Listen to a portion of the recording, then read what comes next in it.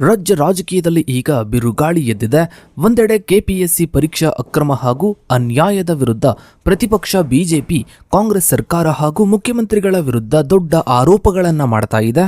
ಮತ್ತೊಂದೆಡೆ ಅದೇ ಬಿಜೆಪಿಯ ಒಳಗಡೆ ಮತ್ತೊಂದು ದೊಡ್ಡ ಹೈಡ್ರಾಮಾನೇ ನಡೀತಾ ಇದೆ. ಸ್ವತಃ ಬಿಜೆಪಿಯ ಶಾಸಕರಾದ ಬಸನಗೌಡ ಪಾಟೀಲ್ ಯತ್ನಾಳ್ ಅವರು ತಮ್ಮದೇ ಪಕ್ಷದ ರಾಜ್ಯಾಧ್ಯಕ್ಷ ಬಿವೈ ವಿಜೇಂದ್ರ ಹಾಗೂ ಮಾಜಿ ಮುಖ್ಯಮಂತ್ರಿ ಬಿಎಸ್ ಯಡಿಯೂರಪ್ಪನವರ ವಿರುದ್ಧ ಗಂಭೀರ ಆರೋಪಗಳನ್ನ ಮಾಡ್ತಿದ್ದಾರೆ. ಒಂದು ಕಡೆ ಸರ್ಕಾರದ ವಿರುದ್ಧ ಹೋರಾಟ, ಮತ್ತೊಂದು ಕಡೆ ಸ್ವಪಕ್ಷದಲ್ಲೇ ಒಳಜಗಳ. ಕಾಂಗ್ರೆಸ್ ಸರ್ಕಾರದ ಅಕ್ರಮವನ್ನ ತಡೆಯಲು ಹೋದ ಬಿಜೆಪಿ ಈಗ ತನ್ನೊಳಗಿನ ಭಿನ್ನಮತವನ್ನ ತಡೆಯೋದಕ್ಕೆ ಪರದಾಡ್ತಾ ಇದೆ. ಕೆಪಿಎಸ್ಸಿ ವಿಚಾರದಲ್ಲಿ ಯಾರು ಸರಿ ಯಾರು ತಪ್ಪು, ಯತ್ನಾಳ್ ಅವರ ಹೇಳಿಕೆಯಲ್ಲಿರುವ ಸತ್ಯಾಸತ್ಯತೆ ಏನು, ಇದರ ಬಗ್ಗೆನೇ ಒಂದು ವಿಶೇಷ ವರದಿ ಇದೆ, ಬನ್ನಿ ನೋಡ್ತಾ ಹೋಗೋಣ. ಸ್ನೇಹಿತರೆ, ಕರ್ನಾಟಕದ ರಾಜಕೀಯ ವಲಯವು ಒಂದು ಕಡೆ ಆಡಳಿತ ಪಕ್ಷ ಅಂದ್ರೆ ಕಾಂಗ್ರೆಸ್ ಸರ್ಕಾರ ಮತ್ತು ವಿರೋಧ ಪಕ್ಷ ಬಿಜೆಪಿ ನಡುವಿನ ತೀವ್ರ ಸೈದ್ಧಾಂತಿಕ ಹಾಗೂ ಆಡಳಿತಾತ್ಮಕ ಸಂಘರ್ಷಕ್ಕೆ ಸಾಕ್ಷಿಯಾಗಿದ್ರೆ, ಮತ್ತೊಂದು ಕಡೆ ವಿಪಕ್ಷ ಬಿಜೆಪಿಯೊಳಗಿನ ತೀವ್ರ ತರದ ಆಂತರಿಕ ಭಿನ್ನಮತ ಮತ್ತು ಬಣ ರಾಜಕೀಯಕ್ಕೆ ವೇದಿಕೆಯಾಗಿದೆ. ಕರ್ನಾಟಕ ಸಾರ್ವಜನಿಕ ಸೇವಾ ಆಯೋಗ ಅಂದ್ರೆ ಕೆಪಿಎಸ್ಸಿ ನಡೆಸಿದ ವಿವಿಧ ನೇಮಕಾತಿ ಪರೀಕ್ಷೆಗಳಲ್ಲಿ ನಡೆದಿರುವ ವ್ಯಾಪಕ ಅಕ್ರಮಗಳನ್ನು ಅಸ್ತ್ರವಾಗಿಸಿಕೊಂಡು ಬಿಜೆಪಿಯ ರಾಜ್ಯಾಧ್ಯಕ್ಷ ಬಿವೈ ವಿಜೇಂದ್ರ ನೇತೃತ್ವದಲ್ಲಿ ಕಾಂಗ್ರೆಸ್ ಸರ್ಕಾರದ ವಿರುದ್ಧ ಬೃಹತ್ ಹೋರಾಟಗಳನ್ನು ರೂಪಿಸಲಾಗುತ್ತಿದೆ.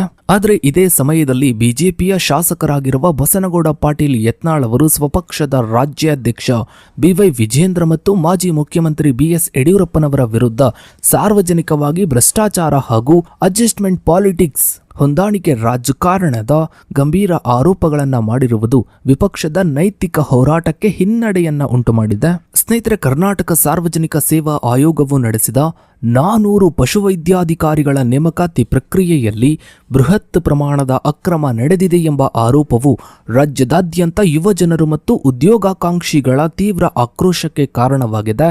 ಈ ಪ್ರಕರಣವು ಕೇವಲ ಒಂದು ನೇಮಕಾತಿಗೆ ಸೀಮಿತವಾಗಿರದೆ ರಾಜ್ಯದ ಕಾರ್ಯಾಂಗ ಮತ್ತು ಪರೀಕ್ಷಾ ವ್ಯವಸ್ಥೆಯ ಮೇಲಿನ ಸಾರ್ವಜನಿಕ ನಂಬಿಕೆಯನ್ನ ಪ್ರಶ್ನಿಸುವಂತೆ ಮಾಡಿದೆ.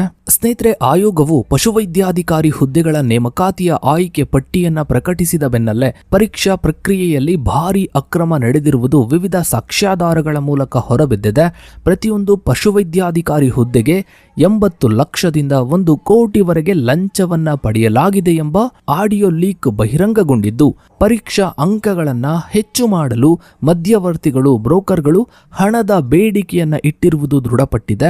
ಒಟ್ಟು ನೇಮಕಾತಿ ಪ್ರಕ್ರಿಯೆಯಲ್ಲಿ ಸುಮಾರು 350 ಕೋಟಿಯಿಂದ 400 ಕೋಟಿವರೆಗಿನ ಅಕ್ರಮ ಲಂಚದ ವ್ಯವಹಾರ ನಡೆದಿದೆ ಎಂದು ವಿಪಕ್ಷಗಳು ಆರೋಪಿಸಿವೆ. ಅಭ್ಯರ್ಥಿಗಳ ಉತ್ತರ ಪತ್ರಿಕೆಯನ್ನ ಅಂದ್ರೆ OMR ಶೀಟ್ ಅನ್ನ ತಿದ್ದುಪಡಿ ಮಾಡಿರುವುದು, ಪ್ರಶ್ನೆ ಪತ್ರಿಕೆ ಸೋರಿಕೆ ಮತ್ತು ಅರ್ಹ ಅಭ್ಯರ್ಥಿಗಳನ್ನ ಸೈಡ್ ಲೈನ್ ಮಾಡಿರುವುದು, ಅಕ್ರಮ ಎಸಗಿದವರಿಗೆ ಅಂದ್ರೆ ಇಲ್ಲಿ ಲಂಚ ಕೊಟ್ಟವರಿಗೆ ಆದ್ಯತೆಯನ್ನ ನೀಡಿರುವುದು ತನಿಖೆಯಿಂದ ಬೆಳಕಿಗೆ ಬಂದಿದೆ. ಪ್ರಕರಣದ ಗಂಭೀರತೆಯನ್ನ ಪರಿಗಣಿಸಿ ಆಡಳಿತ ಪಕ್ಷ ಅಂದ್ರೆ ಸರ್ಕಾರ ತನಿಖೆಯನ್ನ ಅಪರಾಧ ತನಿಖಾ ಇಲಾಖೆಗೆ ಸಿಐಡಿಗೆ ವಹಿಸಿದ್ದು ಎಫ್ಐಆರ್ ದಾಖಲಿಸಲಾಗಿದೆ. ಜೊತೆಗೆ ಪಶುವೈದ್ಯಾಧಿಕಾರಿಗಳ ಅಂತಿಮ ಆಯ್ಕೆ ಪಟ್ಟಿಯನ್ನ ತಡೆಹಿಡಿಯಲಾಗಿದ್ದು ಕೆಪಿಎಸ್ಸಿ ಅಧ್ಯಕ್ಷರನ್ನ ಅಮಾನತುಗೊಳಿಸಲಾಗಿದೆ. ಸ್ನೇಹಿತರೆ, ಬಿಜೆಪಿಯ ರಾಜ್ಯಾಧ್ಯಕ್ಷ ಬಿವೈ ವಿಜೇಂದ್ರ ಅವರ ನೇತೃತ್ವದಲ್ಲಿ ಪಕ್ಷವು ಫ್ರೀಡಂ ಪಾರ್ಕ್ನಲ್ಲಿ ಪ್ರತಿಭಟನೆಯನ್ನ ನಡೆಸ್ತಾ ಇರುವ ಉದ್ಯೋಗಾಕಾಂಕ್ಷಿಗಳಿಗೆ ಬಹಿರಂಗ ಬೆಂಬಲವನ್ನ ಘೋಷಿಸಿದೆ. ಕಾಂಗ್ರೆಸ್ ಸರ್ಕಾರವು ಯುವಕರ ಭವಿಷ್ಯದೊಂದಿಗೆ ಚೆಲ್ಲಾಟವಾಡುತ್ತಿದೆ ಹಾಗೂ ಅಕ್ರಮ ಎಸಗಿದವರನ್ನ ರಕ್ಷಿಸುತ್ತಿದೆ ಎಂದು ಬಿಜೆಪಿ ಆರೋಪಿಸಿದೆ. ಪ್ರಕರಣವನ್ನ ತಕ್ಷಣವೇ ಕೇಂದ್ರೀಯ ತನಿಖಾ ದಳಕ್ಕೆ ಅಂದ್ರೆ ಸಿಬಿಐಗೆ ವಹಿಸಬೇಕು ಎಂದು ವಿಜೇಂದ್ರ ಆಗ್ರಹಿಸಿದ್ದಾರೆ. ತನಿಖೆ ನಿಷ್ಪಕ್ಷಪಾತವಾಗಿ ನಡೆಯಬೇಕಾದರೆ ನಿವೃತ್ತ ಅಥವಾ ಹಾಲಿ ಹೈಕೋರ್ಟ್ ನ್ಯಾಯಾಧೀಶರ ಮೇಲ್ವಿಚಾರಣೆ ಅಥವಾ ಸಿಬಿಐ ತನಿಖೆ ಅತ್ಯಗತ್ಯ ಎಂಬುದು ಬಿಜೆಪಿಯ ನಿಲುವಾಗಿದೆ. ಇದಲ್ಲದೆ ಪ್ರಕರಣದ ಎಫ್ಐಆರ್ ದಾಖಲಿಸಲು ಬೆಳಗಿನ ಜಾವ 3 ಗಂಟೆವರೆಗೆ ಸರ್ಕಾರ ವಿಳಂಬ ಮಾಡಿದ್ದನ್ನ ಎತ್ತಿ ಹಿಡಿದ ಬಿಜೆಪಿ ಆಡಳಿತ ಪಕ್ಷವು ಅಕ್ರಮವನ್ನ ಮುಚ್ಚಿ ಹಾಕಲು ಯತ್ನಿಸ್ತಾ ಇದೆ ಎಂದು ದೂರಿದೆ. ಕೆಪಿಎಸ್ಸಿ ಪರೀಕ್ಷೆಗಳನ್ನು ಕೇಂದ್ರ ಸಾರ್ವಜನಿಕ ಸೇವಾ ಆಯೋಗದ ಅಂದ್ರೆ ಯುಪಿಎಸ್ಸಿ ಮಾದರಿಯಲ್ಲಿ ಸಂಪೂರ್ಣ ತಂತ್ರಜ್ಞಾನ ಆಧಾರಿತವಾಗಿ ಮತ್ತು ಪಾರದರ್ಶಕವಾಗಿ ನಡೆಸಲು ತಕ್ಷಣವೇ ಆಡಳಿತಾತ್ಮಕ ಸುಧಾರಣೆಗಳನ್ನ ತರಬೇಕೆಂದು ಬಿಜೆಪಿ ಒತ್ತಾಯಿಸಿದೆ. ವಿಜೇಂದ್ರ ಅವರು ಹೋರಾಟದ ವೇಳೆ ಸ್ವಪಕ್ಷದ ಹಿಂದಿನ ಲೋಪಗಳನ್ನು ಸಹ ಬಹಿರಂಗವಾಗಿ ಒಪ್ಪಿಕೊಂಡಿದ್ದು, ಯುವಜನರು ರಸ್ತೆಗೆ ಇಳಿದು ಪ್ರತಿಭಟಿಸಿದಾಗ ವಿಪಕ್ಷವಾಗಿ ತಕ್ಷಣವೇ ಸ್ಪಂದಿಸದಿರುವುದು ತಮ್ಮ ಕಡೆಯಿಂದಾದ ಲೋಪ ಎಂದು ಒಪ್ಪಿಕೊಂಡಿದ್ದಾರೆ. ಇನ್ನು ಸ್ನೇಹಿತರೆ, ಬಿಜೆಪಿಯ ಆರೋಪಗಳಿಗೆ ಪ್ರತ್ಯುತ್ತರವನ್ನ ನೀಡಿರುವ ಕಾಂಗ್ರೆಸ್ ನಾಯಕರು ಮತ್ತು ಸಚಿವರುಗಳು ಬಿಜೆಪಿಯ ನೈತಿಕತೆಯನ್ನ ಪ್ರಶ್ನಿಸಿದ್ದಾರೆ. ಸಚಿವ ಪ್ರಿಯಾಂಕ್ ಖರ್ಗೆ ಅವರು ಪ್ರಸ್ತುತ ತನಿಖೆಗೆ ಒಳಗಾಗಿರುವ ಮತ್ತು ಅಮಾನತ್ತಾಗಿರುವ ಕೆಪಿಎಸ್ಸಿ ಅಧ್ಯಕ್ಷರ ನೇಮಕಾತಿಯನ್ನ ಬಿಜೆಪಿಯ ಆಡಳಿತಾವಧಿಯಲ್ಲೇ ಮಾಡಲಾಗಿತ್ತು ಎಂದು ಇವರು ತಿರುಗೇಟನ್ನ ನೀಡಿದ್ದಾರೆ. ಬಿಜೆಪಿಯ ವ್ಯವಸ್ಥೆಯನ್ನ ಹಾಳು ಮಾಡಿ ಈಗ ರಾಜಕೀಯ ಲಾಭಕ್ಕಾಗಿ ಪ್ರತಿಭಟನೆಯನ್ನ ನಡೆಸ್ತಾ ಇದೆ ಎಂದು ಕಾಂಗ್ರೆಸ್ ಪ್ರತಿಪಾದಿಸಿದೆ. ಇನ್ನು ಸ್ನೇಹಿತರೆ, ಈ ಪ್ರತ್ಯಾರೋಪಕ್ಕೆ ಉತ್ತರಿಸಿದ ವಿಜಯೇಂದ್ರ ಅವರು ಯಾರ ಕಾಲದಲ್ಲಿ ನೇಮಕ ನಡೆದಿದೆ ಎಂಬುದು ಮುಖ್ಯವಲ್ಲ, ಅಕ್ರಮ ಎಸಗಿದವರು ಯಾರೇ ಆಗಿದ್ದರೂ ಅವರ ವಿರುದ್ಧ ನಿರ್ದಾಕ್ಷಣ್ಯ ಕ್ರಮ ಕೈಗೊಳ್ಳಬೇಕು ಮತ್ತು ಯಾವುದೇ ತಪ್ಪಿತಸ್ಥರನ್ನು ರಕ್ಷಿಸುವ ಪ್ರಶ್ನೆಯೇ ಇಲ್ಲ ಎಂದು ಸ್ಪಷ್ಟಪಡಿಸಿದ್ದಾರೆ. ಇತ್ತೀಚೆಗೆ ಕೆಪಿಸಿಸಿ ವಕೀಲರ ತಂಡವು ಬಿಜೆಪಿಯ ಅಧಿಕೃತ ಸಾಮಾಜಿಕ ಜಾಲತಾಣದಲ್ಲಿ ಮಾಜಿ ಮುಖ್ಯಮಂತ್ರಿ ಸಿದ್ದರಾಮಯ್ಯ ಮತ್ತು ಮುಖ್ಯಮಂತ್ರಿ ಡಿಕೆ ಶಿವಕುಮಾರ್ ಅವರನ್ನು ಸ್ಕ್ಯಾಮ್ ಲಾರ್ಡ್ಸ್ ಎಂದು ಬಿಂಬಿಸಿ ಪೋಸ್ಟ್ ಮಾಡಿದ್ದಕ್ಕೆ ಸೈಬರ್ ಕ್ರೈಮ್ ಪೊಲೀಸ್ ಠಾಣೆಯಲ್ಲಿ ದೂರು ದಾಖಲಿಸಿದ್ದು ಕಾನೂನು ಸಮರ ತೀವ್ರಗೊಂಡಿದೆ. ಇನ್ನು ಸ್ನೇಹಿತರೆ, ಒಂದೆಡೆ ಪಕ್ಷವು ಕಾಂಗ್ರೆಸ್ ಸರ್ಕಾರದ ವಿರುದ್ಧ ಕೆಪಿಎಸ್ಸಿ ಮತ್ತು ಅಬಕಾರಿ ಅಕ್ರಮಗಳ ವಿಷಯದಲ್ಲಿ ವಾಗ್ದಾಳಿಯನ್ನ ನಡೆಸ್ತಾ ಇದ್ರೆ, ಮತ್ತೊಂದು ಕಡೆ ಪಕ್ಷದ ಒಳಗಿನ ಬಣ ರಾಜಕೀಯ ಸಾರ್ವಜನಿಕವಾಗಿ ಬೀದಿಗೆ ಬಂದಿದೆ.